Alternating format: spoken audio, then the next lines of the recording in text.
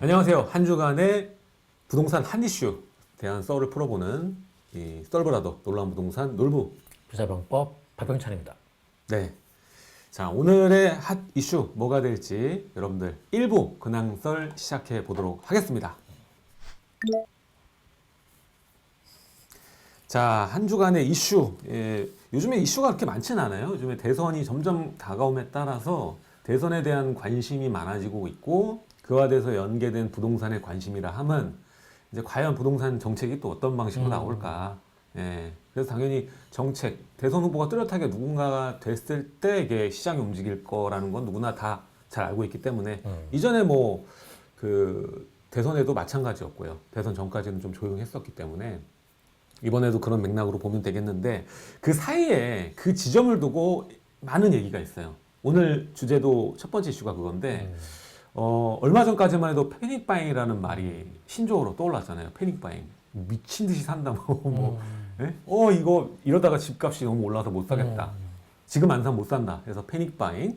그게 이제 이 타이밍을 두고 패닉셀링으로 전환되지 않나라는 뉘앙스로 기사가 나와요. 그래서 새로운 또 신조어야. 패닉셀링.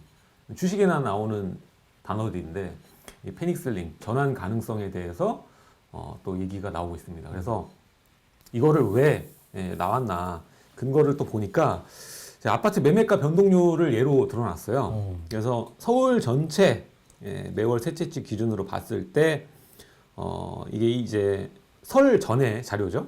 설 전에 자료인데, 이제 21년 6월 달 0.12에서 이제 8일 0.21 했다가 이제 22년 1월 오니까 0.01이다. 그러니까 떨어졌다. 0.21까지 갔다가 떨어졌다. 얘기하면서도 참 제가 좀 당황스러운데, 강남 4구도 주간 기준으로 봤을 때 21년 11월 1일 여기서 지금 현재 1월 17일 기준으로 보니까 이제 0.02 수준이다.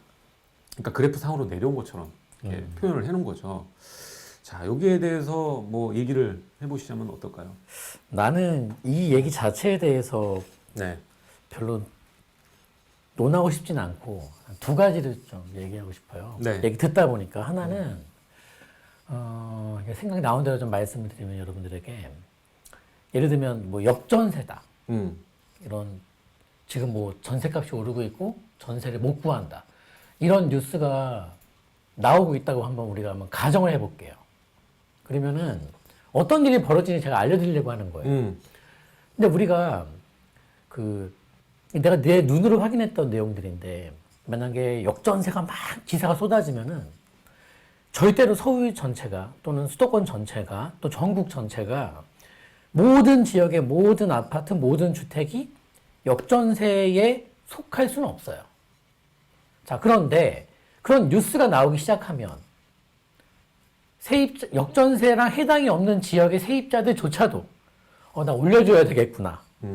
또 집주인도 나 올려받아야 되겠구나. 이게 무슨 소리냐면은, 이게 대중적인 어떤 생각이 언론을 통해서 몰아간다는 거죠. 그래서 절대로 역전세가 막 심각합니다, 막 지금 오르고 있습니다, 전세가 오르고 있습니다라고 하더라도 모든 지역이 그거에 해당되는 것은 아니에요. 그런데 마치 우리 행동은 어떠냐? 모든 지역이 역전세니까 세입자는 올릴 준비를 하고 있고 집주인은 올려받을 준비를 하고 있다는 거죠. 시장에 엄연한 수요 공급이라는 게 있고 절충점이 가격이라는 게 만나는 건 맞습니다만은, 우리가 언론을 통해서 만들어지는 이 생각들이 마치 그렇게 해야 되는 것처럼 몰아간다라는 것. 지금 이 뭐 패닉 바잉 때도 그랬고 셀링 때도 그렇고 그런 뉘앙스를 나는 먼저 짚고 싶어요. 두 번째는, 시장이 매매든 전세든, 그러니까 매매든 임대든 오르고 빠지고 하면서 움직이잖아요. 근데 방향성을 차치하고 일단 오르든 떨어지든 과하게 움직여요. 오를 때도 패닉이라는 단어가 붙을 정도로 과매수가 들어오는 것도 맞고, 또 이제 매도를 한다고 했을 때도 마찬가지로 간다는 거예요. 근데 지금 상황에서는 이거죠. 우리가 한번 생각해 보자고요. 올라갈 때 한번 생각해 볼까요? 과거에 한 5년간 계속 올랐으니까 5년 넘게 투기 수요도 있었고 가수요도 있었고 시수요도 있었어요. 올라가는 장세에서. 그렇잖아요. 수요가 두 가지 수요가 다 들어온 거예요. 투자 수요, 실수요. 근데 지금 만약에 이제 꺾여서 상승률이 많이 죽었다라고 했을 때, 그러면 지금은 어찌됐든 수요보다 공급이 많으니까 이 상승률이 둔화되고 있는 거 아닙니까? 그것은 뭐냐? 그러면은 지금 파는 사람들은 그러면 투자 수요가 파는 것이냐, 실수요자, 2주택 갈아타기나 일시적 2주택자가 파는 것이냐. 지금 다주택자는 매도를 못하고 있거든요. 못 팔지 상황이. 이게 되게 웃긴 거예요. 또 올라갈 때의 어떤 과하게 올랐던 패닉 바잉에서의 동력과 지금 패닉 셀링이라는 이런 단어를 쓰고 있는 뉴스 기사가 나오는 상황에서의 이 어떤 그 방향을 약간 내리는 이 동력과 다르다는 거예요, 내 말은. 이게 좀 여러분들 이해하면 쉬운 얘기인데 내가 설명을 잘 못해서 이렇게 좀 복잡한 얘기하고 있는 건 맞는데, 그러니까 두 가지 개념을 얘기하고 싶은 거예요. 어떤 군중적인 심리에 우리가 들어가고 있는 모습. 또 두 번째는 지금 이 꺾임세의 모습은 조정이지 이게 대세 하락의 전조 현상이라고 보기 어려운 게 너무나도 뻔하게 많은데도 이렇게 패닉 셀링이라는 단어. 그래서 제가 얘기하는 게 요새 제가 인간의 뇌에 대한 책을 많이 보는 이유가 심리. 그쵸. 심리도 심리지만은 이게 사람이 뇌의 구조 자체가 그렇게 만들어져 있다. 패닉 바잉보다는 패닉 셀링에 우리가 선호하죠. 클릭을 할 수밖에 없게끔 우리 뇌가 만들어져 있다. 그런 얘기를 먼저 짚으면서 이게 봤거든요. 시작하기 전에 봤는데 참 의미 없는 기사다. 의미 없다. 이 얘기를 좀 더 저도 보태서 얘기를 열심히 하자면, 쓰셨는데 미안하네. 아니 이런 기사가 뭐 한두 개여야지. 근데 문제가 뭐냐면 결국 시장이 결론을 지어요. 심리 상황이 아무리 그렇게 돼도 결국 공급과 수요에 심리가 그 영향을 미치는 건 너무나 미미해서 이것을 심리적인 영향이 하락을 끌어낸다? 이거는 사실 저는 뭐 어느 정도까지는 뭐 가능하다고 쳐도 정말 대대 하락을 이끌 정도로 심리가 큰 영향점에 있지는 않다고 좀 보거든요. 뭐 실례로 아까도 들었지만은 뭐 전세가 역전세가 난 경우가 최근대로 보면은 뭐 송파구 일대, 뭐 하남 일대였거든요. 그때 또 그 우리나라의 그 대단지인 만세대 그 헬리오시티 들어올 때도 원래 주변 시세가 그 7억, 8억 그 부근이었는데 전세가가. 근데 그때 당시 떨어진 게 거의 뭐 5억대 정도까지 뭐 급하게 전세가 나오는 매물들이 있었거든요. 근데 유튜브 영상에서는 이제 서울 전체에 이른 것처럼 이제 큰일 났다 이렇게 얘기도 나왔었고 기사에서도 다뤘어요. 그때도 이제 뭐 반전세라던가 이런 것들도 보증금만 두고 얘기를 하다 보니까 뭐 이제 4억대로 전세가 주저앉는다. 근데 사실 위로 보면 뭐 엘리트 아파트나 이런 애들이 전혀 뭐 움직임은 있지만 당연히 영향을 받죠. 그리고 뭐 위에 있는 뭐 광진구라던가 강동구, 뭐 하남 그리고 옆에 있는 뭐 강남구까지 영향을 주긴 했어요. 하지만 이게 그 서울 전체 25개구의 전세가를 내리지 못했거든요. 결국엔 시간이 지나니까 그 반등, V자 반등으로 올라갔거든요. 그리고 실제 그때도 제가 얘기를 드렸지만 이럴 때 제일 싸니까 임대사업자가 돼 있는 그 임대 물건을 무조건 골라라. 조금 더 주더라도. 그렇게 얘기를 했던 게 기억이 나는데 결국에는 지금 전세가가 10몇 억이에요. 10몇 억.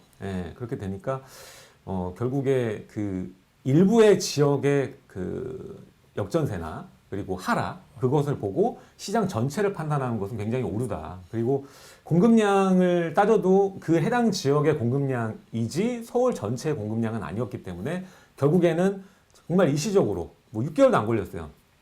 그걸 두고 뭐 1년 간다, 2년 간다 했는데 6개월도 안 걸렸거든요. 다시 올라오는데. 그러니까 여러분들이 생각해야 되는 건 지금 서울의 만성적인 공급 부족이 언제 해결될까? 그때가 이제 대세 하락의 시간이라고 보면 되는데 사실 대세 하락 서울은 어렵다고 전 보고 이제 3기 신도시나 이런 것들이 등장해 주면은 어느 정도의 매매가를 홀딩해 주는 역할은 분명히 할 거예요. 근데 그 전에 이제 많이 올라갔던 단지들은 당연히 끌어져 내려올 것이고 그런 것들을 생각해야 되는데 그런 거를 여러분들이 계산하면서 지금 시장에 진입한다는 것은 굉장히 좀 잘못된 생각이 아닌가라는 생각이 들고 그 공급이 다 해소되는 시점이라고 우리가 일컬어서 얘기하는 시점도 28년 뭐 그쯤 가야 27년 8년 가야 좀 눈에 보일 정도고 지금은 뭐 아까도 형이 얘기했지만은 그 일정 시간에는 수요들이 몰려면서 가격이 많이 올라가잖아요. 과수요라고 하는데 그럼 가격이 튀어오른 게 조정 국면을 조금 맞을 수 있는 상황이지 이게 하락이다라고 패닉셀링 누가 했는지 모르겠어. 이거 데리고 와봐. 패닉셀링 누군지 데리고 와봐. 내가 물어볼게. 패닉셀링 했는지. 지금 나와 있는 매물도 적체가 없어요. 뭐 쌓여야지 얘기를 하지. 패닉해서 셀링한 사람 내가 본 적이 없거든. 아니, 왜냐면은 이분들이 현장에 나가시기엔 바빠. 그래서 이제 앉아서 지표를 확인하시고 기사를 써야 되기 때문에. 아, 근데 컴퓨터로 되게 바쁜 것 같아요. 서울에 있는 25개구에서 좀 떨어진 아파트들의 거래, 그러니까 실거래가, 이전 실거래가보다 떨어진 가격을 확인하려고 엄청 조사하는 것 같아요. 그럴 시간에 저 같으면 나가서 중개사한테 한마디 들으면 다 나와요. 그치, 근데 둘 다 중요한데 너무 한편으로 이제 약간 그런 내용이 있고. 근데 뭐 이 말이 나와서 잠깐 뭐 좀 더 첨언해 드린다면, 이 서울이라는 도시는 그 원래부터 병을 앓고 있던 도시예요. 그 병 이름이 만성 공급 부족이라는 병인데, 이게 사람으로 치면 당뇨병 같은 거여서 못 고치는 병입니다. 그냥 그때 안 좋아지면 좀 이렇게 제어가 들어오고 하는 건데, 이 만성 공급 부족, 서울이 앓고 있는 이 도시의 병은 이게 말 그대로 만성이라는 단어가 붙을 정도라면은 이게 세월이 정말 긴 세월이거든. 못 고친다라는 거예요. 못 고친다라는 진짜 거. 어렵지. 결국은 못 고친다라는 거여서, 그거를 우리가 일단은 우리가 부동산에 임할 때 알아야 되는 여러 가지 대전제와 기본 원리, 기본 원칙, 룰 이런 게 있는데, 그런 가장 기초되는 베이스로 여러분들이 다 알고서 접근하셨으면 좋겠고, 또 두 번째는 이렇게 만성 공급 부족이라는 병을 앓고 있는 서울시가 우리 박원순 서울시장 10년과 또 이제 문재인 정부 이 5년 가까이 되는 이 기간 동안에 병을 하나 더 앓게 된 거예요.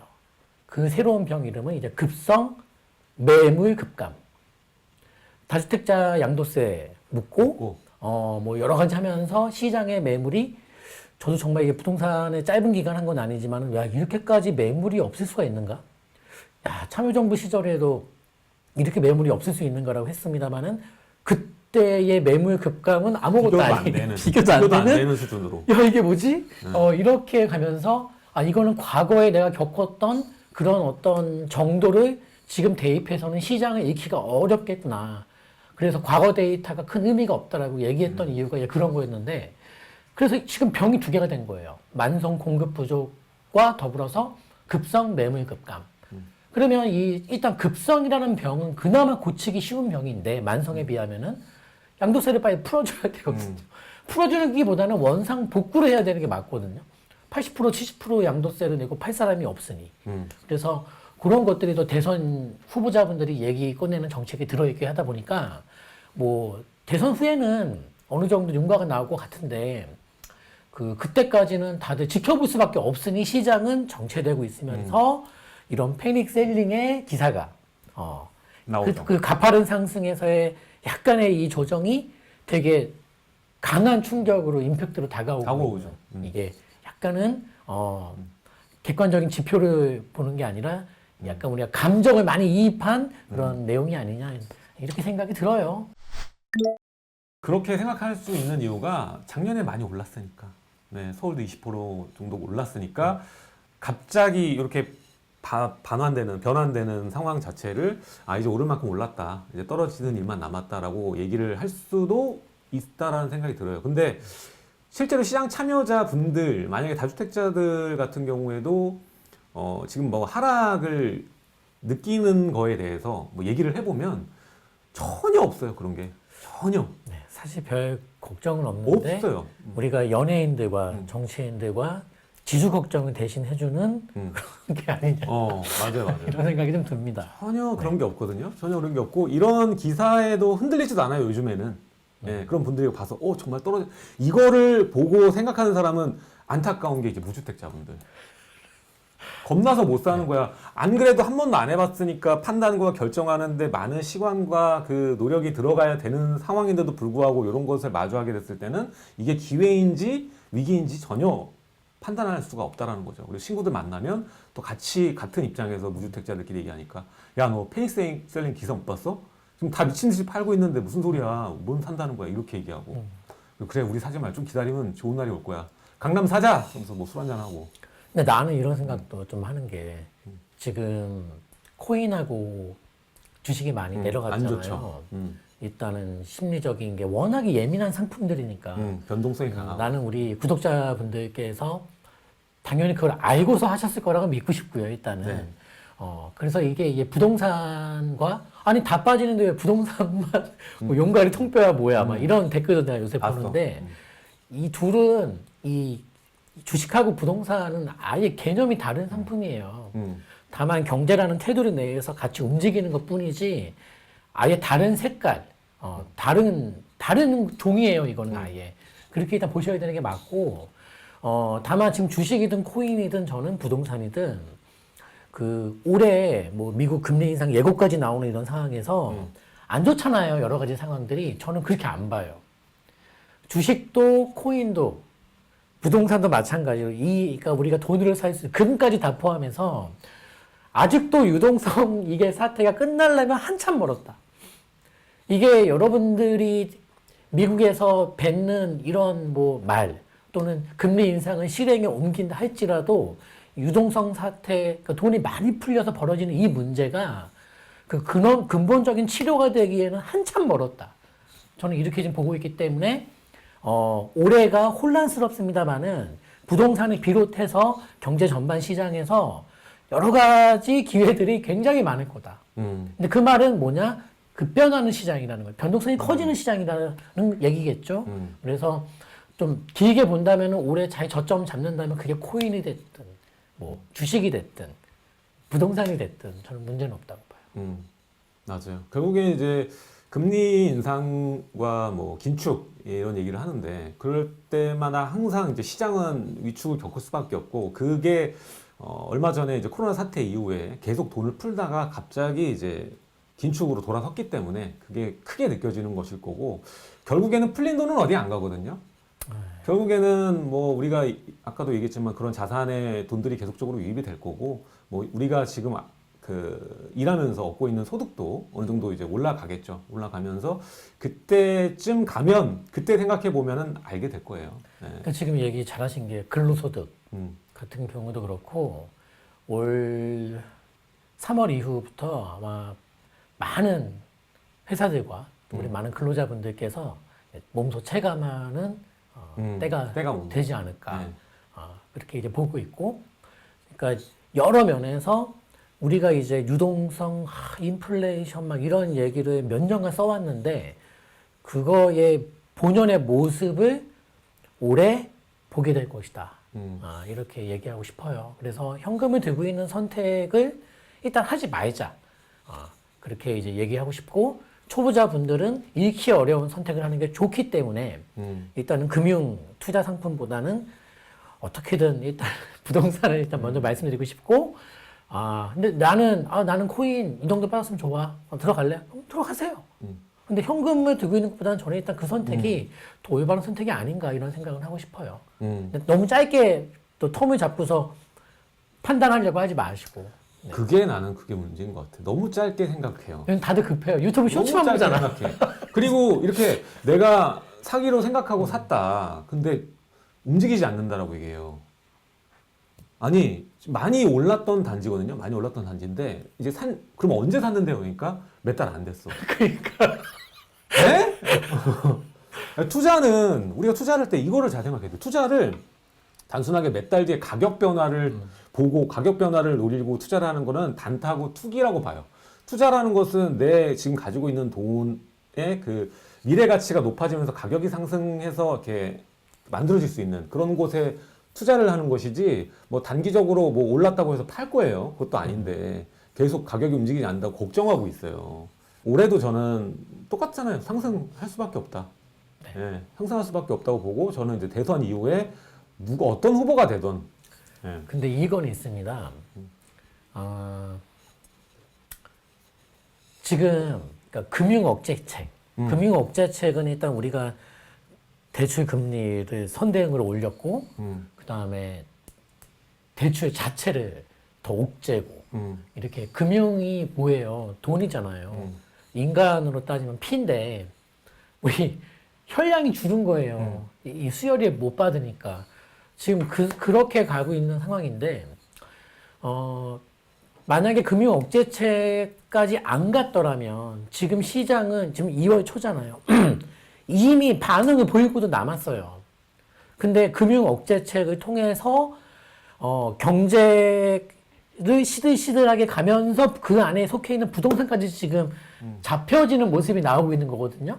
이것은 경제적 자살행위예요, 쉽게 말하자면. 그러니까 오래 못 쓴다는 카드인 거예요, 이게. 절대 오래 못 가는 카드인데, 그럼 난 뭘 말하고 싶은 거냐면은, 이 금융 억제책이 그만 쓰여져 있다가 올 거 아닙니까? 대출 억제는 거, 그 다음에 금리, 뭐, 이것도 천년만에 올릴 수 없으니까 일시적인 정책인데, 이 일시적인 정책을 쓴 대가, 경제적 부작용, 이거는 나중에 시장이 반응을 보일 때 오히려 추진 동력으로 역작용이 나올 것이다라고 이제 보는 것이고요.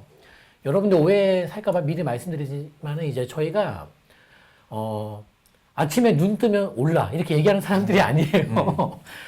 그래서 맞아. 때가 되면 이제 부동산을 그만 보는 게 좋겠습니다라는 얘기를 분명히 하는 날이 올 거예요. 좀 쉬었다 갑시다라고 말입니다. 근데 마냥 이 사람들은 눈만 뜨면 오른다. 눈 감기 전까지 오른다고 얘기하는 사람들이 오해 살까 봐 말씀드리는데 그건 아닙니다. 네. 맞아요. 아니, 그러니까 그것도 그냥 일체로 보지 않았으면 좋겠어. 그러니까 다 국지적이고 지역마다 특성이 다 있는 건데 왜 다 오른다고 생각하고 다 떨어진다고 얘기를 해야 되나. 그것도 아닌 거고. 지금도 이제 별로 좋지 않은 지역도 있어요. 좋은 지역도 있고 서울 안에서도 더 괜찮아 보이는 지역이 있고 아 여기는 뭐 잘 모르겠다. 많이 올랐기 때문에 잘 모르겠다 하는 지역도 있어요. 그리고 사실 이제 투자라고 하기에는 너무 가격대가 많이 올라서 깔고 앉아 있어야 되는 돈이 많은 데도 있어요. 그 돈으로 딴 거 하면 돈 훨씬 많이 버니까.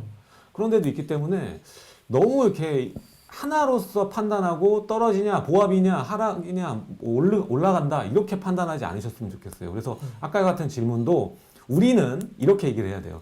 어디가 지금 방향으로 봤을 때 괜찮은 종목이고 재건축 재개발 종목이고 어느 입지가 좋을까요? 앞으로 미래가 좋을까요? 이 얘기가 맞는 거지. 떨어질까요? 오를까요? 보합일까요? 근데 이건 이제 의미가 왜냐면- 하나도 없어. 근데 이제 그 정도의 질문을 할 정도면 이걸 안 봐요. 그래 이 자사. 이걸 안 봐요. 네, 유튜브로 안 봐요. 아예 안 봐요.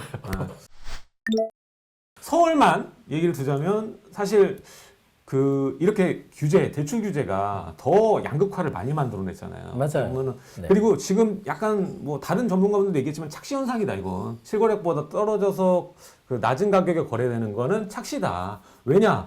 그냥 낮게 나온 물건이 팔렸을 뿐 관망세. 그리고 이러한 현상들은 지금만 있는 게 아니라 이전에 우리가 2013년부터 지금까지 정말 수도 없이 많았던 케이스들 중 하나예요. 이번에도. 근데 작년에 워낙 많이 올랐기 때문에 총체적으로 많이 올랐기 때문에 하반기는 무조건 뭐 좀 안 좋았지만 전체로 봤을 때는 올랐기 때문에 더 그렇게 받아들이지 않나. 게다가 가장 좀 충격적으로 사람들이 생각하는 건 아무래도 이제 금리 인상, 대출 규제 이 두 개겠죠.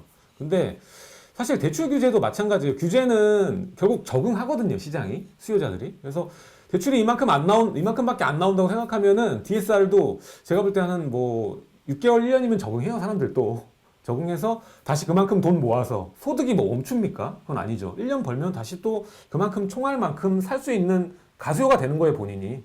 그렇기 때문에 오히려 지금이 이 단차에 수요자들이 적응하기 이전에 여러분들 매입하는 게 그 사이에 안전마진을 확보할 수 있는 기회가 될 수 있다라고 저는 생각이 들고 먼 미래를 봐서 생각하자면 서울은 항상 아까도 말했지만 나을 수 없는 그 불치병 미래도 마찬가지거든요. 이거는 뭐 서울에 있는 전 아파트를 100층으로 만들지 않는 이상은 될 수 있는 해결될 수 있는 게 아니기 때문에 뭐 저는 서울이시다. 그리고 뭐 수도권도 마찬가지면 수도권 얘기도 해달라는데 수도권도 일부 지역은 앞으로 좀 힘들 수 있는 자리들도 있어요. 특히 뭐 우리가 서울하고 경기는 공급이 좀 감소하는 반면에 인천은 앞으로 뭐 올해 내년 한 3년. 그리고 24년까지는 공급량이 많기 때문에 힘든 시기가 오는데 그 시기 때문에 아까도 말했지만 이 단기적인 이런 흐름 때문에 이거 떨어지는데 하고 내가 떨어지면 사야지 이런 판단을 하기보다는 그냥 내가 지금 돈이 있으면 어떻게 될지 모르거든요. 떨어지긴 떨어지는데 화폐 가치가 이만큼 더 떨어질 수도 있는 거기 때문에 좀 좋은 입지를 내가 마음대로 선택할 수 있는 돈이 있다면 그냥 그때를 기다리시기보다는 뭐 매입을 하시는 것이 저는 더 낫다고 봅니다. 그리고 뭐 오늘 요 주제를 좀 더 깊이 판다면 제가 지금 단지가 다 생각나진 않는데요. 올해 1월 달에 그러니까 이제 뭐 며칠 몇 주 사이에 그 신고가 신고가 아파트 데이터 이렇게 쭉 보니까 엄청나요. 많아. 뭐 압구정 뭐 뉴스 봤나?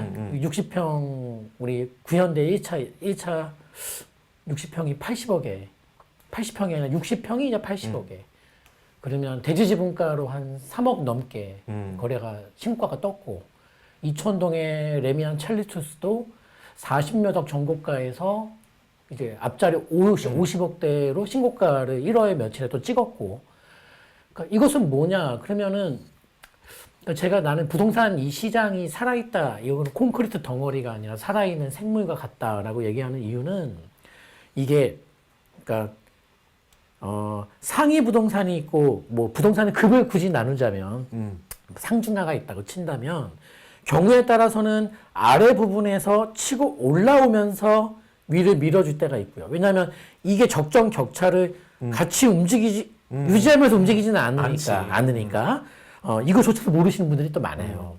그래서 밑에서 경우에 따라서는 정책이든 시장 상황이든 이유는 다양한데 밑에서 치고 올라와서 위를 밀어 올리는 경우도 있고 위에서 쭉 뽑아줘서 따라오게끔 이게 견인이라는 효과가 이렇게 나오게끔 하는 게 있는데 지금 상황에서는 되게 재미났던 게 어찌됐든 간에 막 15억 이상 대출기자 들어오면서 위를 묶어 놓으려고 했습니다만은 얘가 이제 떠나고 있는 상황이고요. 얘가 뽑아주게 되면 결국 이게 따라갈 수밖에 없는 이게 자석처럼 이게 따라 붙는 이런 현상인데 지금 대출이 안 나온다 DSR 40%다 뭐 하면서 이거 잡아 붙들고 있는데 결국은 이건 놓게 돼 있고요. 그러면은 더 강하게 치고 올라갈 거다 이렇게 해서 보는 거예요. 그래서 시장 상황은 여러분 이 두 가지 되게 쉬운 거예요. 그러니까 대형, 중형, 소형이든 아니면 강남, 강북, 지방이든 다 똑같은 건데 경우에 따라서는 밑에서 올라올 수도 있다. 그리고 경우에 따라서는 또 위에서 끌어주면서 당겨줄 수도 있다. 지금 벌어지는 상황은 이 윗부분을 잘 보셔야 됩니다. 그래서 압구정동 얘기 딱 보내면은 야 압구정동 나랑 상관도 동네 얘기를 왜 하냐 걱정하지 마라 그 동네 잘 먹고 잘 사는데 그게 아니라 이게 지표가 된다는 거예요. 그래서 압구정동 재건축 거래가 대지지분 가격으로 3억이 넘었다 이제 그것도 30평대가 아니라 60평대가 이런 상황이다 보니까 지금 벌어지는 상황은 그러니까 이렇게 따지면은 거기도 이제 소형 평수가 있잖아요. 압구정에도 그게 엄청 싼 거야 지금. 네. 그래요. 엄청 싼 거야. 그 따지면. 그래서 이런 것들을 좀 판단해서 뭐 움직이시면은 더 좋을 것 같아요. 근데 우리가 이제 정말 뭐 좀 느끼기 좋은 예를 뭐 따지자면은 결국에는 중심부에 있는 비싼 아파트들을 제외하고 이제 15억이 안 되는 아파트들 서울은 그나마 대출되는 아파트들의 방향에 대해서 궁금해들 하실 거예요. 궁금해들 하시는데 왜냐하면 얘네들이 다 15억 뭐 갈 거냐 그러면 오르면 뭐 이렇게도 생각하시는 분들이 있을 텐데 거기에 대해서도 뭐 얘기를 해주면 좋을 것 같아요. 그러니까 패닉 셀링 전환 가능성에 대해서 연구해서 봤을 때 그러면 반대로 오른다고 얘기하면 다 15억 가는 거냐고 뭐 얘기할 수도 있잖아. 이렇게 얘기하고 싶어요. 나는 부동산 가격은 오르든 떨어지든 할 수 있잖아요. 시점에 따라서. 근데 나는 부동산은 사실 나한테 어떤 내 궁금증의 1순위는 부동산 가격이 아니에요. 내 이 부동산 시장에 내가 뛰어들 때 가지는 그 마인드가 내가 아마 죽기 직전까지 그 마인드가 안 바뀌어 있고 딱 하나 있어요. 나는 화폐 가치가 떨어진다에 베팅을 하고 시작한 사람이에요. 나는 내가 죽을 때까지 이 원리를 바꿀 생각이 없어요. 이 논점 자체를. 화폐가 결국은 지금 13억 가고 12억 가는 게 9억 아니 15억 갈까요? 지금 9억 가는 것도 15억 갈까요? 나는 이 질문 자체가 잘못됐다고 봐. 결국은 15억 원의 무게가 돈의 가치가 떨어지기 때문에 먼 미래의 15억 원의 가치가 지금 현 시점에 9억의 무게감이 만들어졌을 때 9억 아파트가 15억 되는 거예요. 그러니까 나는 이 관점으로 계속 해석을 해왔고 지금도 해석하고 있고 그렇게 대응해 나갈 거기 때문에 집값이 오를까 떨어질까 나는 솔직히 나는 관심이 없어요. 지금도 돈의 가치가 우리가 지금 대화를 나누는 이 시점에서도 돈의 가치가 떨어지고 있고 돈으로 살 수 있는 상품이든 재화든 서비스든 모든 게 오를 거고 그 생각밖에 없는 거예요. 그러니까 그 질문이 저는 되게 웃겨가지고 드린 얘기니까 그러면은 뭐 서울 전역 그 아파트들 15억 가냐고. 지금 그 질문이 딱 한 10년 전을 보면은 그러면 다 9억 고가 기준이 9억일 때 9억 가냐. 근데 지금 다 웬만한 거 9억 다 넘어갔어요. 이렇게 보시면 돼. 이게 어떻게 보면 되게 쉬운 거거든요. 오히려 지금은 아파트가 고평가됐고 거품이 꼈기 때문에 싸지는 순간이 오고 그 제일 싸지는 순간에 난 살 거다라는 게 더 제일 어려운 거예요. 그게 오히려 이렇게 그냥 화폐 가치를 생각하면서 무조건 뭐 비쌀 때 진입할 수도 있겠지만 지금이 그 시점이냐 아니냐를 판단할 때는 사실 지금 서울의 중심지는 그렇게 판단할 수도 있어요. 왜냐면 그분들은 돈이 많으니까 뭐 상대적으로 느끼기에 이 돈으로 나는 미래에 이거를 미리 사둘 필요가 있다고 생각할 수 있잖아요. 근데 이제 15억 구간 밑에 있는 친구들에 대해서는 그런 생각을 더 많이 할 거야. 이 사람이 싸게 살려고 과연 그 80억 주고 샀을까요? 대출도 안 나오고 싸게 살려고 샀을까? 전세도 못 껴요. 그러니까 싸게 살려고 샀을까? 80억을 생돈을 주고 들어가 입주를 해야 돼. 그러니까 거기도 이제 그거잖아요. 토지거래허가라서 또 이게 해야 되는데 과연 그 사람이 그렇게 했을까? 그런 생각을 좀 해보셨으면 좋겠어요. 아까 화폐 가치 얘기하면서 나왔던 건데 전반적으로 이제 서울에 계신 분들이 얘기를 할 때 그러면은 올라가면은 지금 이제 9억 아파트가 15억 가느냐 15억까지 가겠냐 계속 올라가느냐 그 얘기를 할 때 우리가 단기적인 시점으로 볼 게 아니라 결국에는 장기로 봤을 때 15억 가는 게 맞고 그 얘기 했잖아요. 15억 가는 게 맞고 그리고 우리가 딱 한 5년 전이 한 7년 전만 해도 지금 5억대 아파트가 절대 안 갈 것 같던 9억 돌파하고도 10 몇 억이잖아요 지금. 그러니까 그런 거를 좀 생각해도 사람은 금방금방 잊어버려요. 그러니까 화폐 가치가 녹는 거는 생각 안 하고 지금 당장 이게 내일에 오기 어려울 것 같으니까 그 얘기를 물어보는 거지. 그러니까 결국은 화폐 가치가 떨어지는 것은 자명한 일인데 정책적으로 또 시장 상황에서 화폐 가치가 떨어지는 속도가 시기마다 다를 수는 있겠습니다만은 지금처럼 화폐 가치가 급락을 하게 되는 게 가장 안 좋은 것이고 적절한 속도로 화폐 가치가 천천히 떨어지고 그에 상반되는 여러 가지 상품이나 재화들이 그 속도에 맞춰서 올라주는 게 맞는 것인데 화폐 가치가 급락을 하니까 부동산도 급등이 나오는 것이고 그러면 정책적으로 화폐 가치가 급락할 소지가 많구나 화폐 가치가 급락을 하는구나 그럼 이 상황에 맞는 정책을 써야 되는데 오히려 이걸 더 부추겨주는 정책이 써져 버리니 큰 불이 더 커져 버리는 이런 상황이 이제 벌어졌던 것이죠 이제. 네. 그래서 9억 아파트가 15억 될까요라는 질문은 올바른 질문이 아니다. 15억 원의 값어치가 돈의 가치가 떨어지면서 15억 원의 무게감이 먼 훗날 15억 원의 무게감이 현 시점에 9억 원의 무게감밖에 안 나올 때 그때 9억 원 아파트가 15억이 돼 있을 거다. 이렇게 우리 해석하는 게 맞습니다. 그리고 이제 지금 시점에 15억 아파트가 비싼 건 아니에요. 일단 고가 아파트 기준도 정부가 인정하는 고가 아파트가 이제 12억으로 변경이 됐기 때문에 15억 아파트가 비싸다라고 이제 판단하기는 정말 엊그제 같은데 이제 15억이라는 게 엄청 비싸게 느껴졌던 게 엊그제 같은데 강남 아파트도 신축 분양이 이제 그때만 하더라도 15억에서 조금 넘는 수준이었는데 지금은 뭐 20 몇 억씩 하니까요. 예, 그래서 참 이 몇 년 사이에 화폐 급락을 우린 경험한 거거든 이미. 아이고. 예, 그래서 여러분들이 그 우리 병찬 형도 얘기했지만은 나는 사실 아파트 가격이 오르고 떨어지는 거에 투자하는 게 아니라 그냥 해당 입지에 그냥 내 자산의 성장을 그 위해서 박아놓는 거다. 뭐 화폐 가치 하락에 베팅한다. 뭐 이렇게 얘기를 하셨어요. 그러니까 지금 돈을 들고 있는 게 너무 무섭다는 거지. 예. 현금을 들고 있는 거는 단 한순간도 행복한 일이 없었어. 행복하지 않았어. 한 걱정되지 않아요? 근데 나는 걱정이 아니라 돈이, 그러니까 기간은 내가 모르겠는데 한 10 몇 년 동안은 이 돈이라는 게 그냥 내 앞을 이렇게 지나쳐가는 거지. 이 앞에 멈춰서 너 있구나 이런 적이 없어. 얘는 그냥 빨리 나를 스쳐 지나갈 뿐이고 각자 지시한 임무에 따라서 일을 하는 게 돈이지. 나랑 눈 마주치고 서로 잘 지내는 얘기해봤자 무슨 의미가 있어 이게 지금. 나를 빨리 지나쳐서 얘가 어딘가를 계속 움직여줘야 되는 것이고. 너 여기로 가 있어. 너 저쪽으로 가. 넌 절로 빠져. 이렇게 와봐. 이건 내 지시가 내려지는 대로 얘네들이 움직여주는 것 뿐이지. 내 앞에 멈추는 순간, 머물러 있는 순간, 어색하고 당황스럽고, 이건 공포야. 이게 움직이지 않는다는 것은.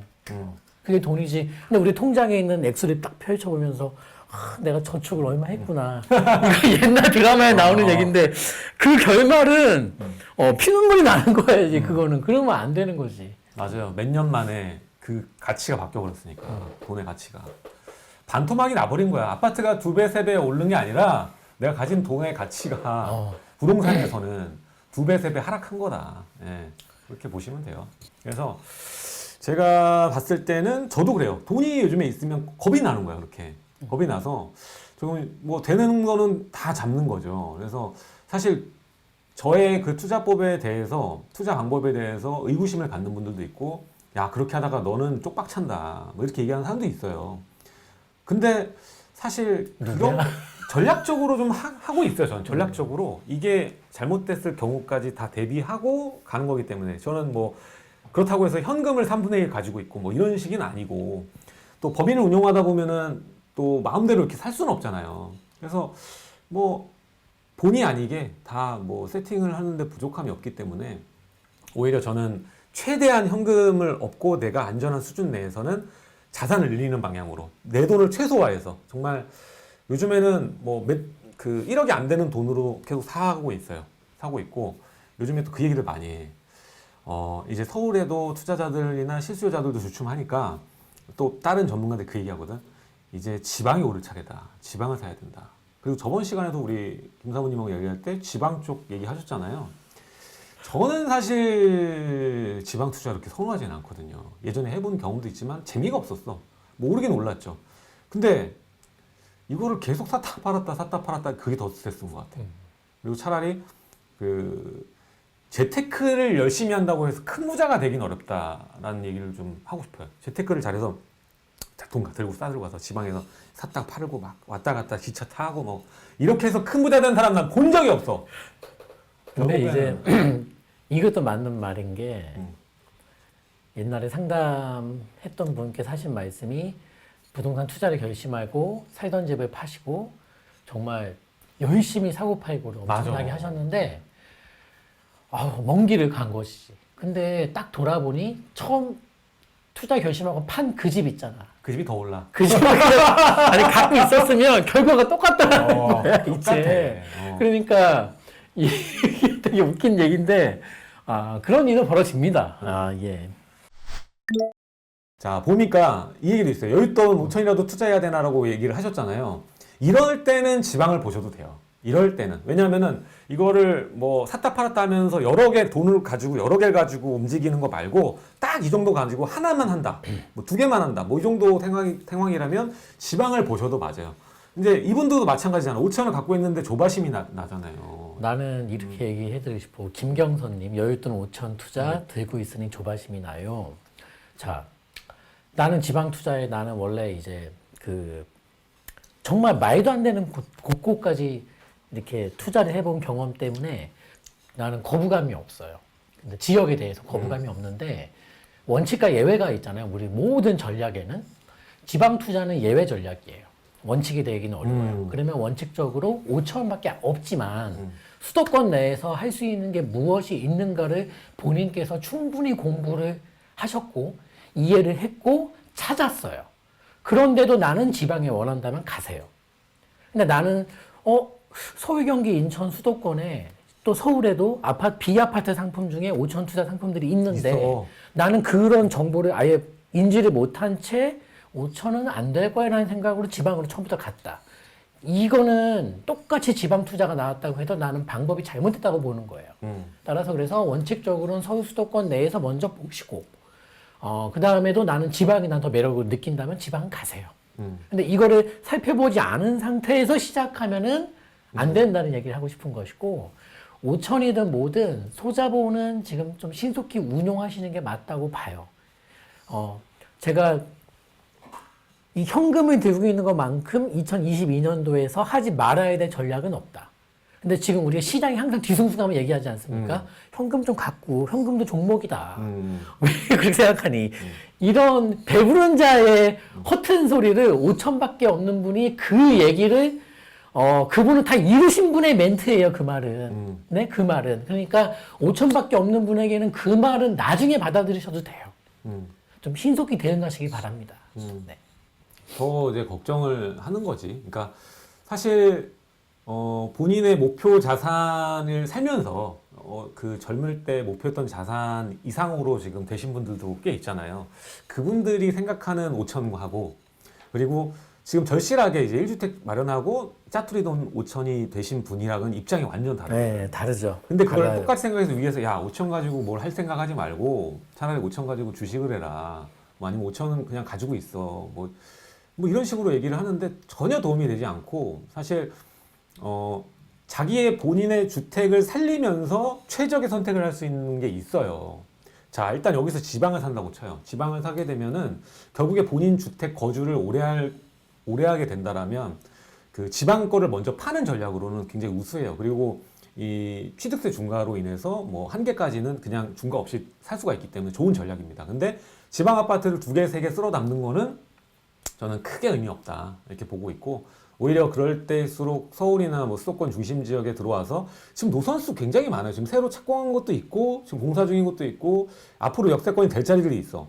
제가 이제까지 살면서 보면 여기 생기는 자리는 항상 땅값이 크게 오릅니다. 이제 처음 계획이 돌 때보다 이 공사에 들어가면 착공에 들어가게 되면 돈이 많이 올라요. 처음에 실체가 없을 때는 그냥 별로 안 올라. 근데 그런 노선들이 있어. 그리고 게다가 거기다가 여러 가지 또 장점들을 가지고 있는 데들이 있거든요. 그리고 비주택 아까 얘기했지만 그거를 봤을 때 저는 그 얘기를 해드리고 싶어요. 앞으로 재건축 밭이 될 수 있는 자리들 그 주변에 소자본으로 접근을 하면 결국엔 재건축 이주 수요가 발생될 거고 전세가가 크게 오르면서 가격이 크게 많이 오르는 지역들이 나와요. 옛날에 우리 15년, 16년 재건축 강남할 때 엄청 올랐거든요. 다 뭐 빌라, 오피스텔 할 것 없이 전세가가 많이 오르면서. 그러니까 그런 현상들이 얼마든지 벌어질 수 있는 자리를 여러분 찾는 것도 지방 투자보다 더 유리할 수도 있다. 왜냐하면 임대사업자 낼 수 있잖아. 그거는. 그러니까 그런 거를 하게 되면 비과세까지 가져가니까 여러 가지 전략들 또 생각하고 공부할 수 있잖아요. 공부하시고 또 상담도 받고 하시면서 최적의 투자를 하셨으면 좋겠습니다. 정리하자면 패닉 셀링 한 사람 데리고 와봐요. 패닉 셀링이라는 단어를 지금 붙이기에는 너무 모자라다. 그 얘기가 결론입니다. 그래서 사실 패닉 바잉도 저는 동의하지 않거든요. 패닉 바잉이 아니라 현명하게 소비를 한 거예요. 돈을 주축으로 산 거기 때문에 시장에 있는 사람들은 수요자들은 멍청한 사람들이 아니다고 다시 얘기 드리면서 지금 화폐가치 떨어지는 것을 정신 차리고 봐야 된다. 그거를 보셔야 된다라고 정리를 하면서 일부 코너는 자연스럽게 넘어가 보도록 하겠습니다.